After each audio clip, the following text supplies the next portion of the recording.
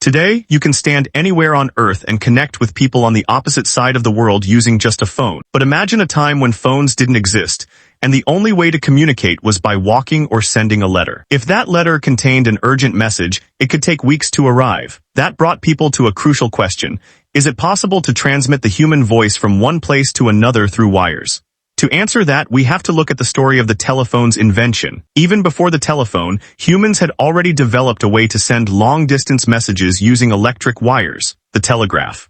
While the telegraph could transmit electrical signals very quickly, it had one major limitation. It couldn't transmit actual human voices. Messages had to be converted into special coded signals instead. Naturally, scientists and innovators faced a new challenge. If sound could be converted into electrical signals, could the human voice be sent through wires? In the mid-1800s, several pioneers began working on this problem.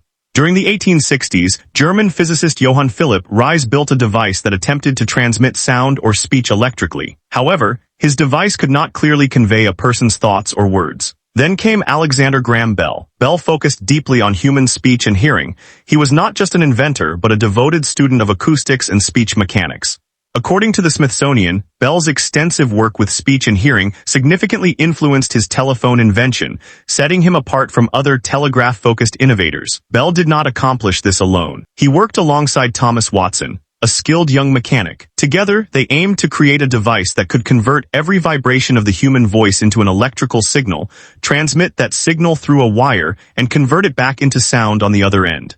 When you speak, your voice creates tiny vibrations in the air. Bell and Watson ran countless experiments to figure out how to transform these air vibrations into electrical signals and reconstruct them at the destination.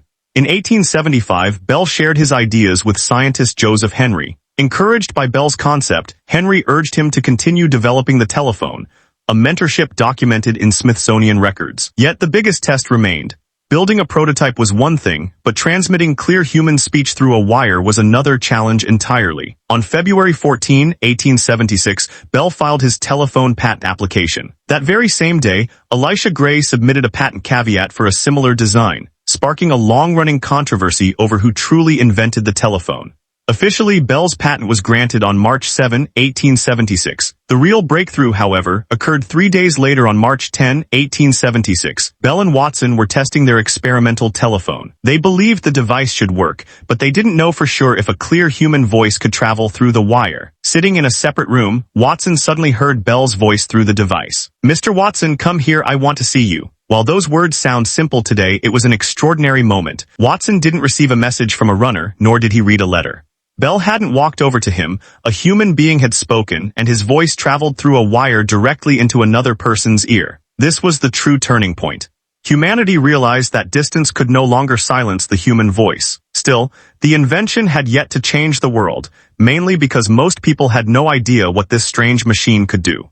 Bell began demonstrating the device, notably at the 1876 Philadelphia Centennial Exhibition. People listened, observed, and realized this was not just a laboratory experiment, but a revolutionary way to communicate. The telephone gradually made its way into offices, businesses, and cities.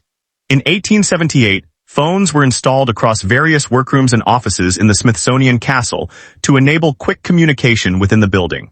Just a few years earlier, long-distance communication required days of waiting for messengers. Now it took only a spoken phrase. The ultimate power of the telephone lay not in the physical machine itself, but in the idea that the human voice could transcend physical distance. What began as a simple question, can voice travel through wires, unlocked a connected world. Today we hold smartphones, make video calls, and send instant messages across the globe in seconds. But the roots of all modern communication trace back to that small laboratory, where one man spoke, another listened, and the world changed forever.